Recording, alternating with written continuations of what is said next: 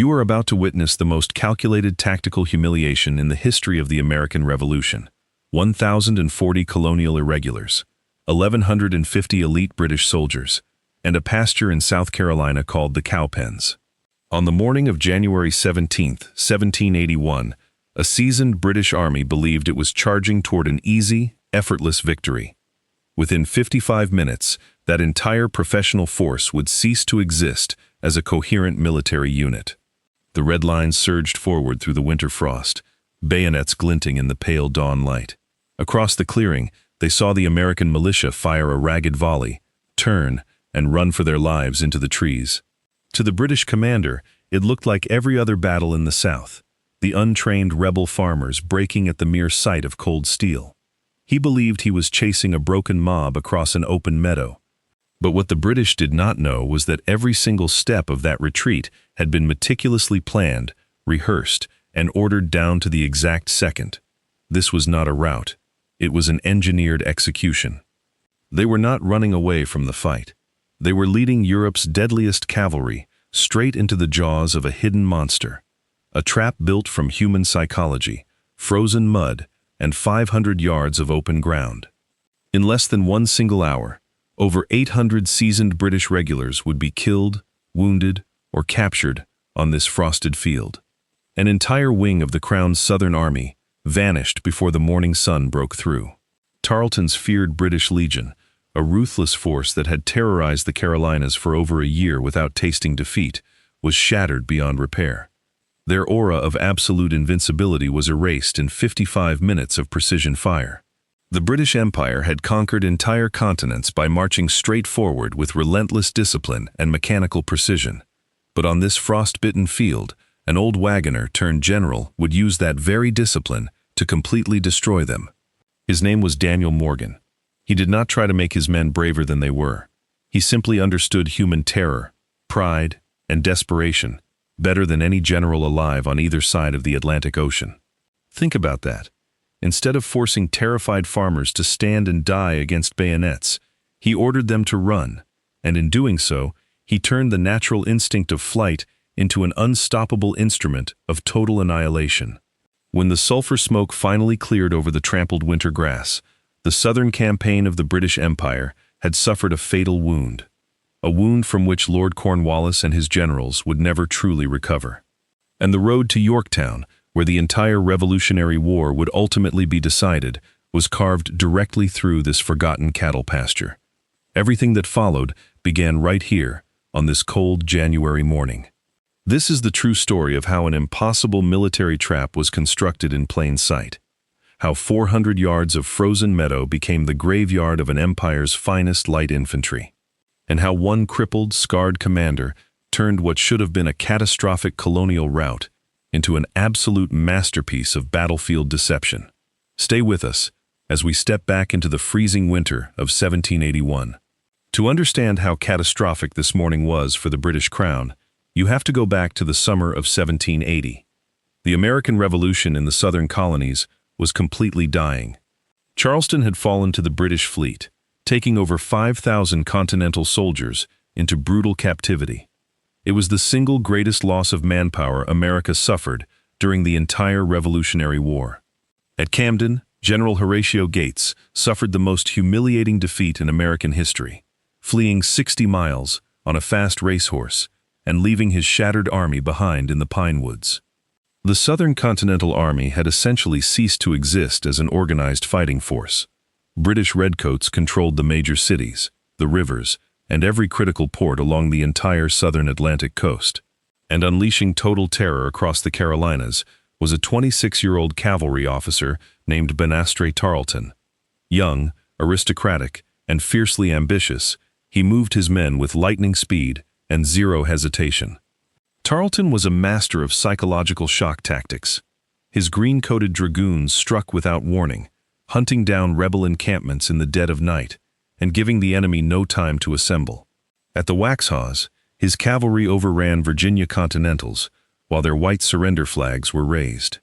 The resulting slaughter shocked the continent and earned him the dark, enduring title of the Butcher. Across the southern frontier, mothers frightened their children with his name. Loyalist raiders rallied to his banner, while Patriot sympathizers abandoned their burned homesteads and fled deep into the Appalachian wilderness. For nearly a year, Tarleton operated with absolute tactical impunity. His lightning cavalry charges had never failed against American militia, creating an aura of crushing invincibility wherever his green jackets rode. When Lord Cornwallis ordered him to hunt down and annihilate the remaining rebel detachment in the Backcountry, Tarleton viewed the mission not as a challenge, but as another routine, glorious hunt. He commanded 1,150 men, the elite 7th Royal Fusiliers, the rugged 71st Fraser Highlanders, 2 brass 3-pounder artillery cannons, and his own ruthless British Legion cavalry shock troops. These were not raw recruits.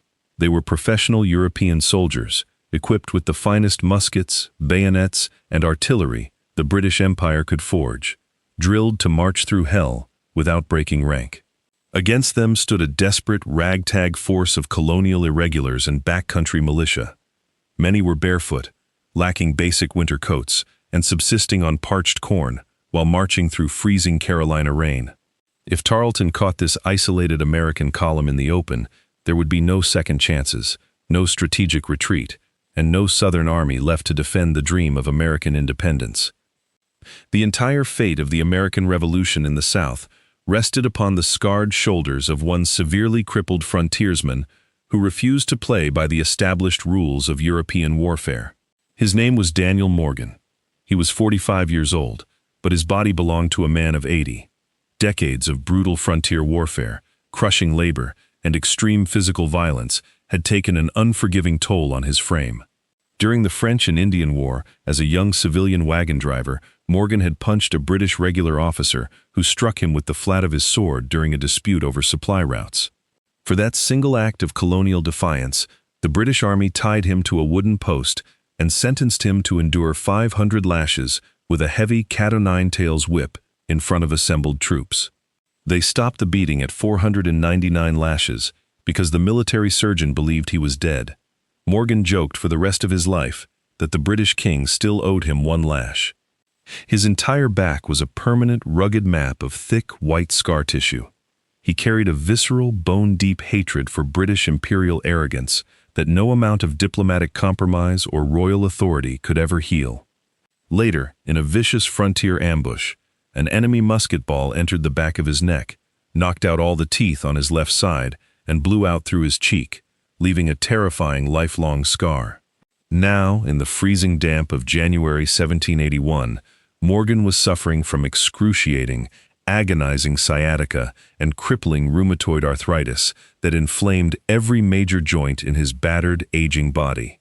On cold winter mornings, the physical pain was so overwhelming that his trusted staff aides had to physically lift his rigid body up onto his saddle, placing his boots into the stirrups one by one.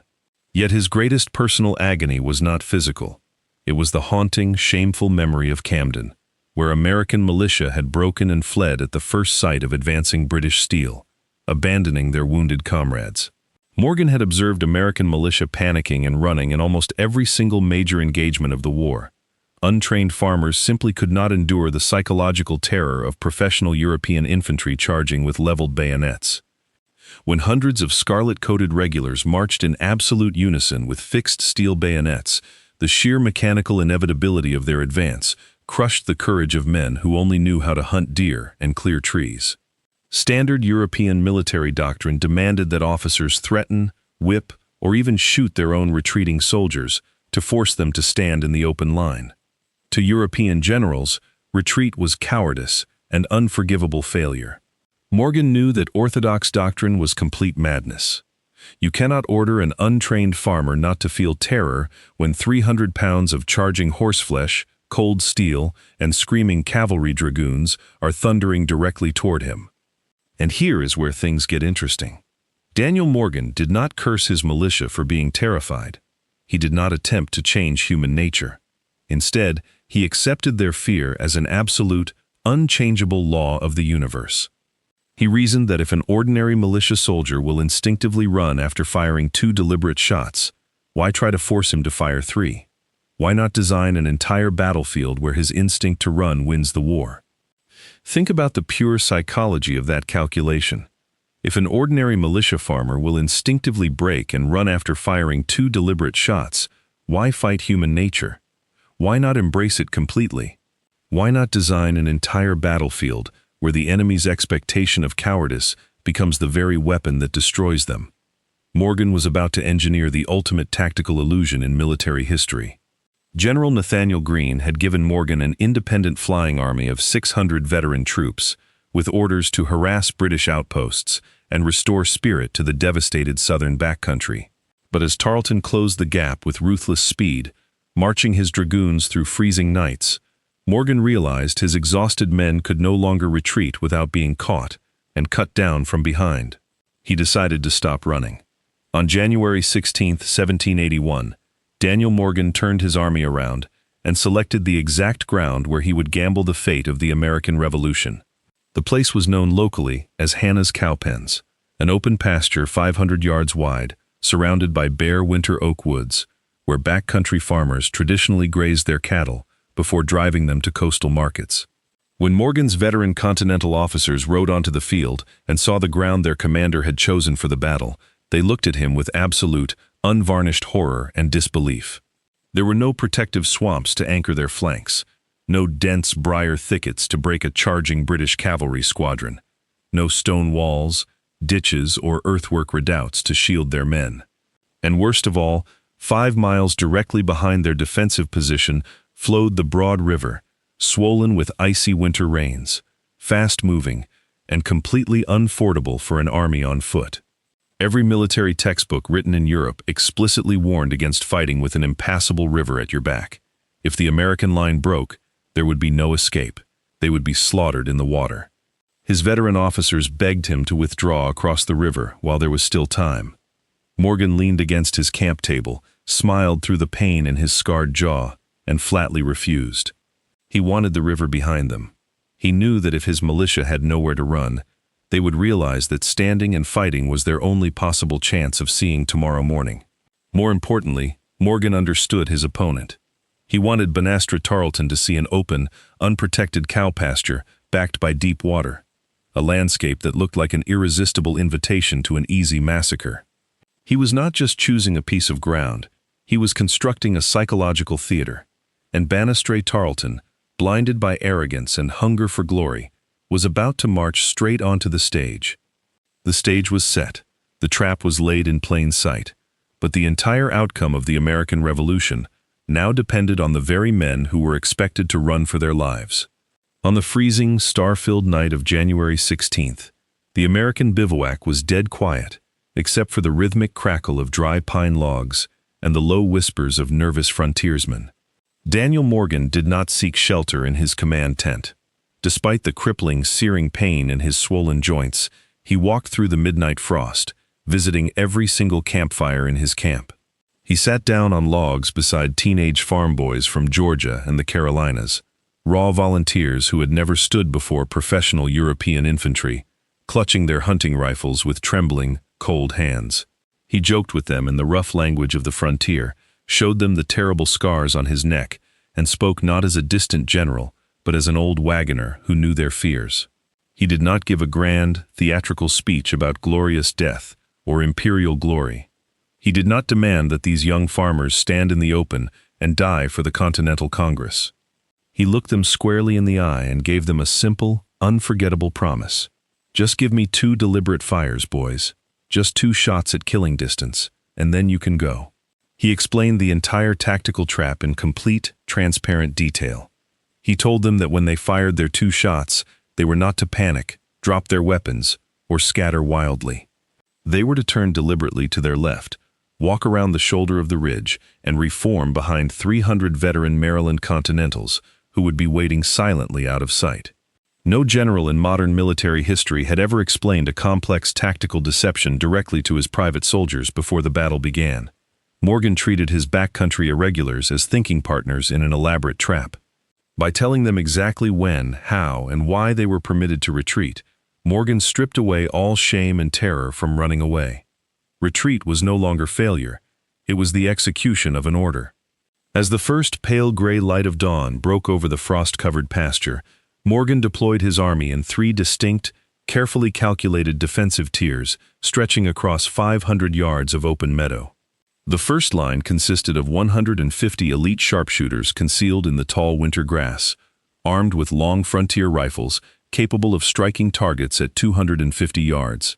Their specific, lethal mission was to aim exclusively at the shiny epaulettes of British officers, horsemen, and drummers, completely stripping the advancing enemy column of its command and control before falling back. 300 yards behind them stood the main militia line under Colonel Andrew Pickens. 300 seasoned backcountry fighters instructed to deliver their 2 deliberate volleys and then execute the planned retreat. And 150 yards behind the militia, positioned completely out of sight, just behind the crest of a low rolling ridge, stood Morgan's Iron Corps, 300 battle-hardened Maryland and Delaware Continentals. These were Morgan's Iron Corps, 300 veteran Maryland and Delaware Continentals under John Eager Howard, disciplined regulars who had survived 5 years of brutal campaign warfare without ever breaking their line. Hidden entirely behind the reverse slope of the ridge, completely unseen by anyone approaching the clearing, sat Colonel William Washington's 80 Continental Heavy Dragoons mounted on powerful, rested warhorses. The visual geometry of the entire battlefield was a deliberate masterpiece of optical illusion. From ground level, the natural swells of the pasture completely masked the true depth of Morgan's deployment. To an enemy army approaching from the southern road, the American defense appeared laughably thin, ragged, and desperately vulnerable, just a handful of disorganized farmers waiting to be swept aside. The crushing main strength of the American army, including the heavy cavalry and veteran line infantry, was completely invisible behind the gentle crest of the frosted winter hill. 5 miles to the south, Banastre Tarleton had awakened his exhausted British soldiers at 2 o'clock in the freezing morning, demanding an immediate forced march through the pitch-black wilderness. For 5 grueling hours, his soldiers marched through freezing mud, splashing through icy creeks in the winter darkness without breakfast, hot rations, or a single moment of rest. Tarleton was obsessed with relentless speed. He feared that if he hesitated for even an hour, Morgan would successfully cross the broad river and escape into North Carolina. At precisely 6:45 a.m., as the first cold gray light broke over the Carolina forest, Tarleton's vanguard finally burst through the wood line into the open clearing of the Cowpens. Tarleton reined in his charger at the tree line. Across the frosted pasture, he saw the thin lines of American militia formed in the open, exactly as his scouts had reported. And here is where things get interesting. Tarleton committed his fatal tactical mistake. He did not let his freezing, starving soldiers eat their morning rations, rest, or dry their soaked boots. He saw an enemy trapped against a swollen, unfordable river. He smelled another effortless, glorious massacre. In his supreme arrogance, he believed victory was already guaranteed before the first musket fired. Without waiting for his full artillery caissons to deploy properly, Tarleton immediately ordered his Green Dragoons to the wings and commanded his Scarlet Infantry to fix bayonets and advance. It was precisely 7 o'clock in the freezing morning. The pale winter sun cut through the bare trees, glinting off hundreds of polished British bayonets as the red line stepped forward. The grand tactical trap was fully sprung. Banastre Tarleton had marched his exhausted army directly into the center of Daniel Morgan's calculated killing ground. The battle was about to explode. The battle opened with the sharp, distinctive crack of American frontier rifles echoing across the frozen pasture. From the tall grass, white smoke erupted as the first tier engaged the advancing Scarlet Column. Morgan's skirmishers in the frosted grass took careful, rested aim at the brightly colored uniforms of the British officers leading the column. They picked their targets with deadly frontier precision, ignoring the common foot soldiers. Within minutes, nearly every officer in the British vanguard was knocked from his saddle. Horses bolted across the open meadow in terror as the command structure at the head of the British column collapsed in confusion. Having delivered their lethal opening shots, the American sharpshooters did not panic or break.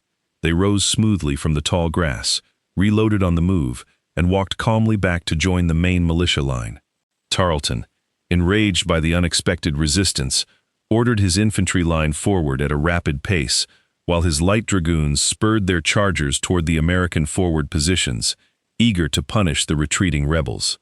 The British regular soldiers advanced with chilling mechanical perfection, their triangular steel bayonets lowered in a solid, glittering wall of polished iron that had broken every colonial line it had ever encountered.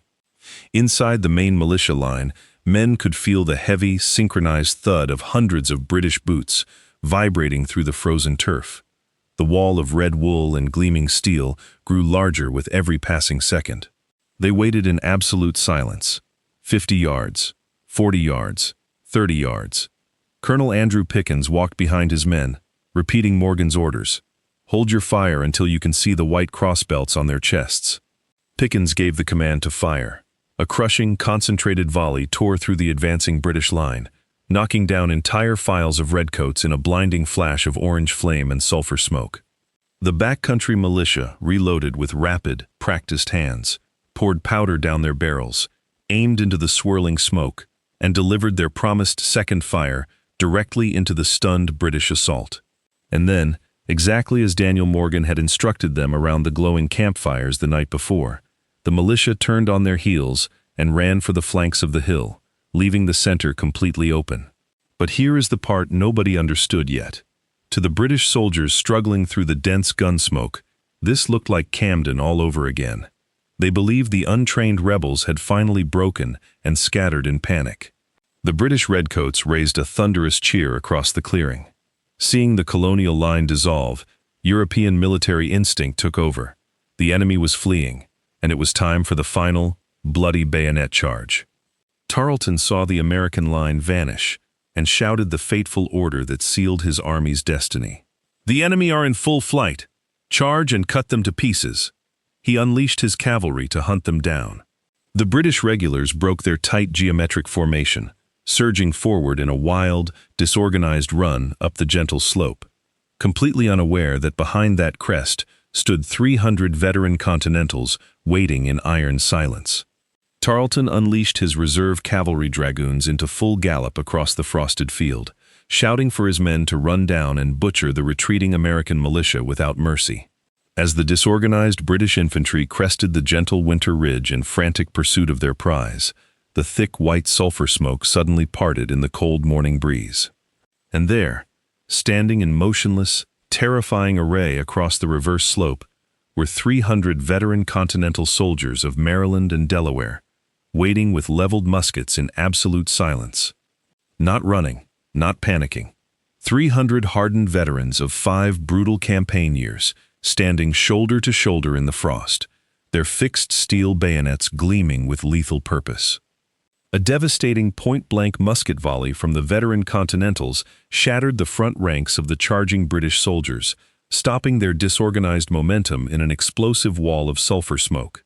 For 20 brutal minutes, the two armies stood less than 30 paces apart, trading point-blank musketry in a swirling fog of sulfur smoke, neither side yielding an inch of ground. Seeing his attack stall, Tarleton committed his final tactical reserve, the elite 71st Fraser Highlanders, who extended their line to outflank and envelop the exposed American right flank. Colonel John Eager Howard saw the deadly Highland flank movement and calmly ordered his right flank company to face about wheeling rearward to refuse the threatened American line. In the thunderous roar of battle, the order was completely misunderstood. The entire Maryland line turned around as one and began marching deliberately away from the British toward the rear. General Morgan rode up beside Howard in absolute panic, his scarred face twisted in alarm, shouting above the deafening musket fire, "What are you doing, Howard? Are you beaten?" Howard pointed calmly at his men marching in flawless, synchronized step through the smoke and replied, "Do men who are beaten march in such perfect order like that, General?" Morgan looked at the disciplined, unbroken withdrawal and realized in a flash of genius that this accidental retreat was the final, devastating piece of his grand tactical trap. He pointed to a gentle rise 30 yards behind them and shouted to Howard, "When your men reach that crest, face about and give them the whole fire." Seeing the veteran Continentals marching away, the British believed the battle was finally won. They broke ranks in an uncontrolled wild sprint, throwing away all European firing discipline. As the disorganized redcoats closed within 10 paces of their backs, Colonel Howard drew his sword and gave the historic thunderous command, "Subalterns, face about and give them fire. In one fluid, practiced motion, 300 American Continentals spun on their heels, leveled their muskets directly into the faces of the shocked British soldiers, and fired. The sound was a single, monstrous detonation that shook the frosted earth. The impact was apocalyptic. The front two ranks of the British assault collapsed instantly in a chaotic heap of wool and smoke. Men who had been screaming in triumph a fraction of a second earlier were violently thrown backward. Before the surviving redcoats could recover from the blast, Colonel Howard thrust his sword forward and shouted at the top of his lungs, "Give them the bayonet!" For 5 years, these Continentals had retreated. Now, they would deliver the steel. For the first time in the entire Revolutionary War, American Continentals charged directly into British regulars with cold steel. The blue line surged downhill with leveled bayonets, reversing the momentum of the Southern War in seconds. At that precise second, Colonel William Washington's heavy cavalry slammed into the British right flank like a freight train of iron and horseflesh. 80 dragoons burst from the trees with drawn sabers swinging, cutting through the disorganized redcoats. And emerging from behind the hill, completely reformed and thirsty for victory, came Pickens's militia, hitting the British left flank. The very men Tarleton thought he had routed were back, firing disciplined volleys into the Highlanders. It was a complete, textbook double envelopment, a tactical feat achieved only a handful of times in all of human military history. Cannae and Cowpens. The names would echo through military academies forever, as the ultimate demonstration of annihilation. The entire British army was surrounded, squeezed into a suffocating, shrinking pocket, and attacked from 4 directions at once. With no room to deploy, and their officers fallen, the legendary discipline of the King's Army dissolved into utter terror. British soldiers threw down their loaded muskets, fell to their knees, and screamed for quarter, begging not to be butchered as they had butchered others at the Waxhaws. Howard personally stepped in, knocking up his men's musket barrels to grant the mercy Tarleton had once denied. Tarleton tried desperately to rally his cavalry reserve, but his own British Legion dragoons looked at the carnage, turned their horses around, and fled the field in absolute terror. The men who had terrorized the Carolinas for a year broke and ran from their own commander. Tarleton himself barely escaped with his life, fighting his way through a personal, desperate sword duel with Colonel William Washington before galloping away into the winter forest with just 14 surviving riders. His reputation was ruined forever. In 55 minutes, the battle was completely over. Less than 1 single hour from the first frontier rifle crack to the final mass surrender. The morning sun was barely above the trees, and an entire British army had ceased to exist. A British army had not merely been defeated, it had been completely devoured. The proud, invincible regiments that had marched out of the forest that morning were now standing disarmed and silent in the melting frost. 110 British soldiers lay dead on the field. 229 were wounded. Over 8/10 of Tarleton's entire elite strike force was either captured, disabled, or scattered across the Carolina wilderness. Over 600 elite British regulars, along with their 2 brass field cannons, 35 baggage wagons, and 800 muskets, surrendered as prisoners of war. Daniel Morgan had engineered the impossible victory. American casualties at the Cowpens were astonishingly light, just 12 men killed and 60 wounded. In contrast to the total destruction of the British force, the Patriot Army remained completely intact and ready for action. Think about that. In less than an hour, an irregular colonial force had destroyed one of the finest professional units in the British military while losing almost nothing. A mathematical miracle of asymmetrical warfare. When Lord Cornwallis received the news at his headquarters camp 25 miles away, he was leaning heavily on his dress sword, listening to a pale messenger describe the complete annihilation of his elite strike force. Witnesses recorded that as Cornwallis read the dispatch detailing the destruction of Tarleton's command, he pressed down on his sword so hard in silent, uncontrollable fury that the steel blade snapped violently in 2. The loss of his light infantry and cavalry was a catastrophic strategic blow from which the British Army would never truly recover. In 55 minutes, Cornwallis had lost his entire mobile spearhead in the southern colonies. Tarleton's green-coated dragoons and light infantry had been the eyes, ears, and protective screen of the entire British Army. Without them, the imperial legions were completely blind in a vast, hostile, and unfamiliar frontier wilderness. Across hundreds of miles of swamp and forest, Cornwallis could no longer scout the roads, forage for supplies, or detect enemy movements. The British hunter had suddenly become blind, isolated, and profoundly vulnerable in hostile territory. Driven by an uncontrollable fury of revenge and wounded imperial pride, Cornwallis made the fateful decision that would ultimately cost King George III the entire American continent. He resolved to pursue Morgan at all costs. In a desperate bid for speed, Cornwallis ordered his army to burn all their heavy baggage wagons, extra canvas tents, and spare food barrels, transforming his comfortable army into a stripped-down, starving winter pursuit force.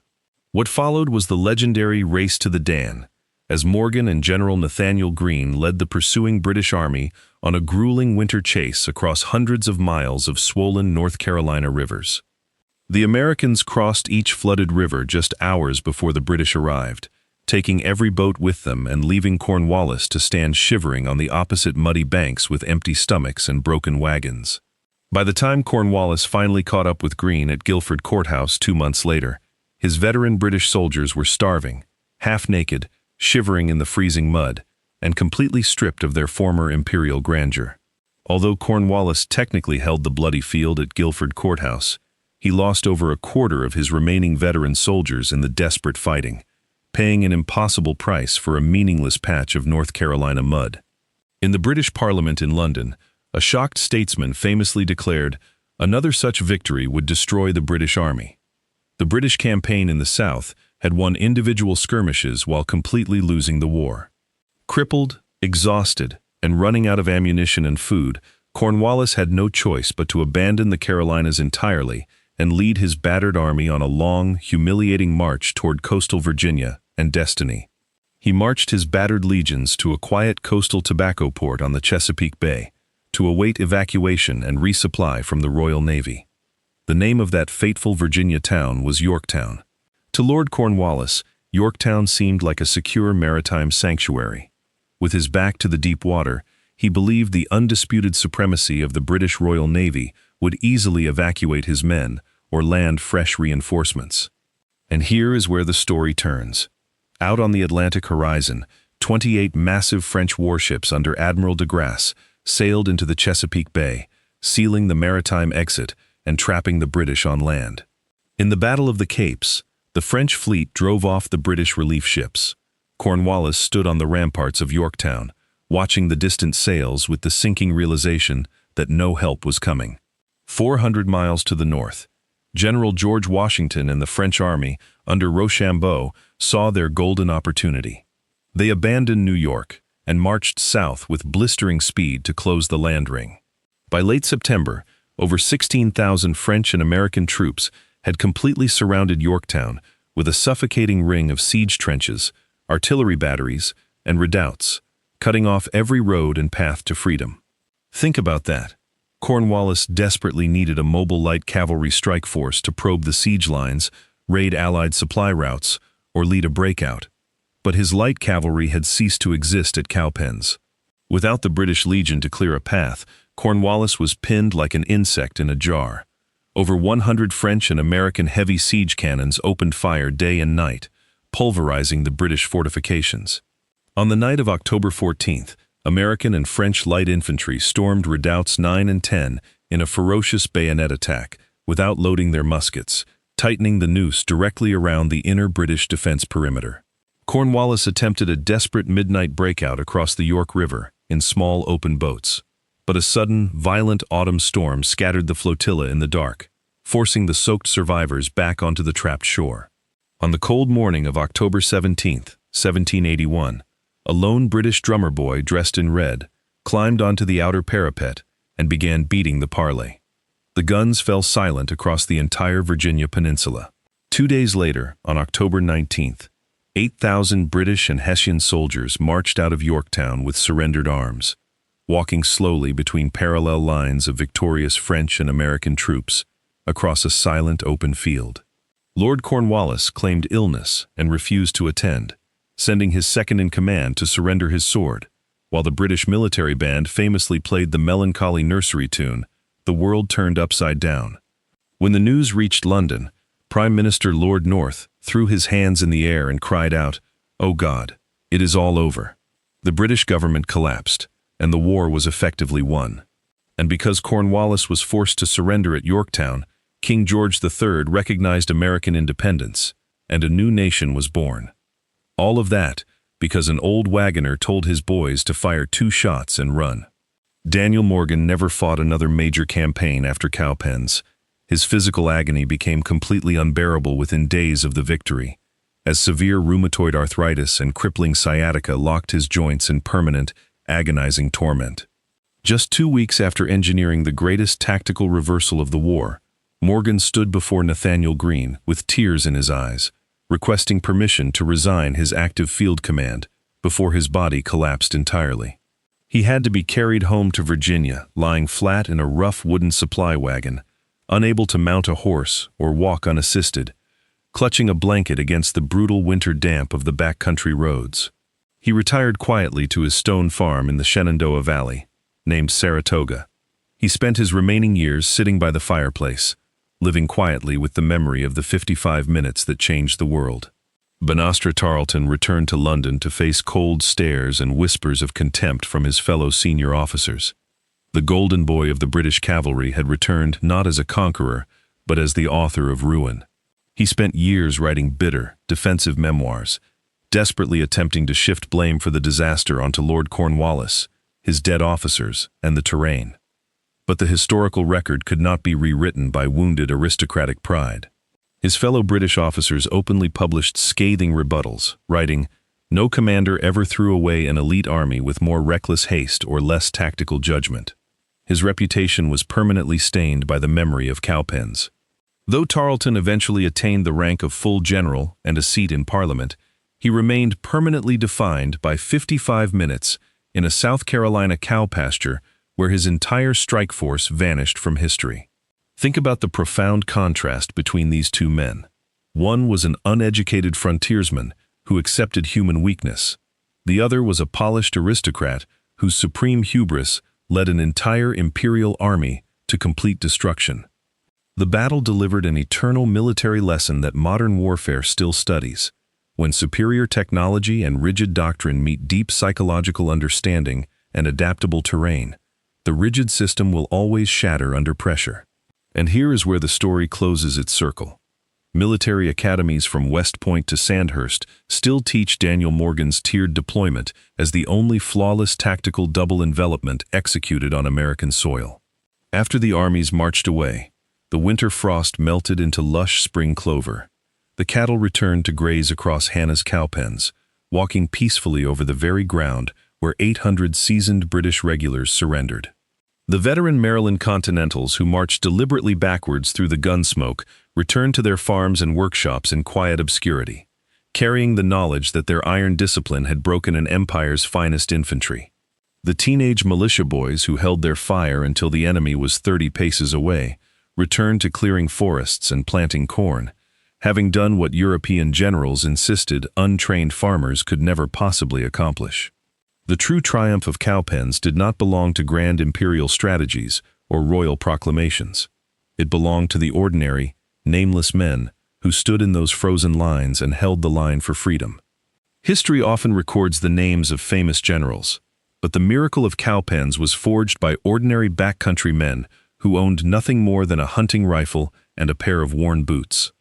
16-year-old farm boys stood shoulder to shoulder with gray-haired grandfathers, united not by formal military drill, but by a desperate, shared determination to protect their frontier homes from total destruction.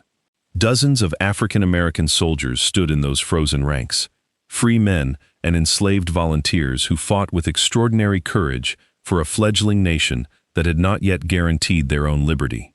Their weapons were not standard military muskets, but handcrafted Kentucky long rifles built in crude log cabins, capable of placing a lead ball through a target at 200 yards. Think about the sheer psychological terror required to stand in an open field, watching 300 pounds of charging British horseflesh galloping toward you and holding your fire until 30 paces. To stand calm, pull the trigger, pour powder with trembling fingers, ram down the second patched ball, and fire deliberately into the smoke required an almost superhuman level of frontier discipline. Their field commander, Colonel Andrew Pickens, was a quiet Presbyterian elder who led not through fear or threats, but through unshakable moral courage that inspired terrified men to stand firm. When they turned and ran, they executed the hardest maneuver in all of warfare, a disciplined tactical withdrawal under fire, trusting completely that their general had prepared a safe harbor. Behind them stood the Maryland and Delaware Continentals, men who had marched hundreds of miles barefoot through winter mud, carrying the bitter shame of Camden and waiting for their redemption. John Eager Howard was only 28 years old when he commanded that third line, possessing the rare tactical brilliance to turn a misunderstood withdrawal order into a crushing counterattack. And William Washington's 80 mounted dragoons, riding hard through the frozen mud with drawn steel, proved that colonial horsemen could outfight Europe's most feared cavalry on equal terms. When the fighting ended, American soldiers gave quarter to British regulars, who had begged for mercy, choosing professional honor and restraint over bloody revenge for the atrocities of the Waxhaws. Under bare winter oaks, colonial surgeons dressed the wounds of redcoats and Continentals alike, treating defeated enemies not as monsters, but as fellow soldiers broken by the tragedy of war. Back in the mountain settlements, frontier women managed farms alone, molded lead bullets by the fireplace, and waited anxiously for news, carrying an invisible burden that sustained the Southern Revolution. These were the anonymous heroes of the Backcountry, ordinary people who stepped forward into the winter frost and changed the destiny of a continent forever. Stay with us for the final reflection. When you stand on the frosted pasture of Hannah's Cowpens at dawn, the quiet South Carolina air still carries the distant, ghostly thunder of that freezing January morning in 1781. Daniel Morgan did not conquer an empire through superior wealth, massive artillery trains, or iron discipline. He triumphed because he understood the fragile, frightened human heart better than any European commander alive.